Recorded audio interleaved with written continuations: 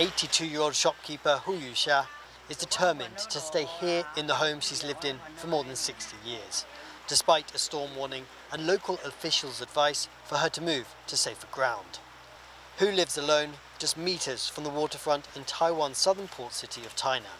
当然会怕我一个人啊，我自己一个人啊，很害怕。我也是一样躲在里面的。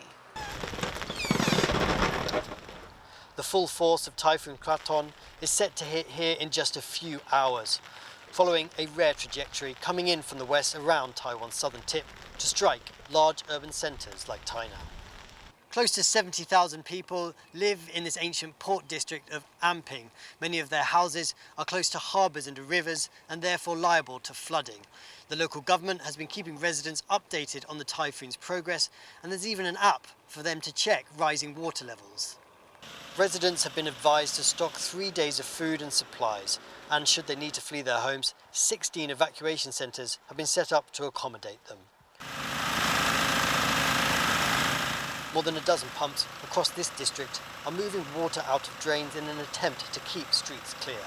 所以说目前来讲的话，应该是我们安平这边民众应该是还好，但还是会有一些焦虑的，只是应该是会平常心看待的。Taiwan is prone to both earthquakes and typhoons.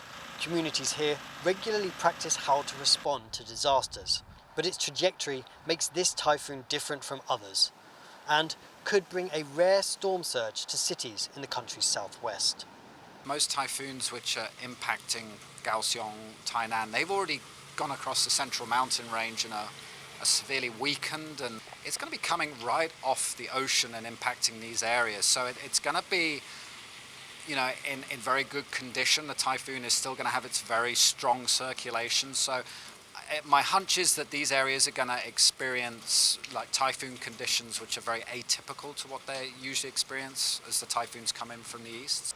It's just over 2 months since Taiwan's last typhoon, a storm that left 13 people dead and hundreds injured across the country. Many people here saying they learned lessons from that battering that they are now putting into practice. But Typhoon Krathon has already proven both atypical and unpredictable, sure to test even well-prepared communities like this port of Anping. John Su, Justin Wu and Rick Glauert in Tainan for TaiwanPlus.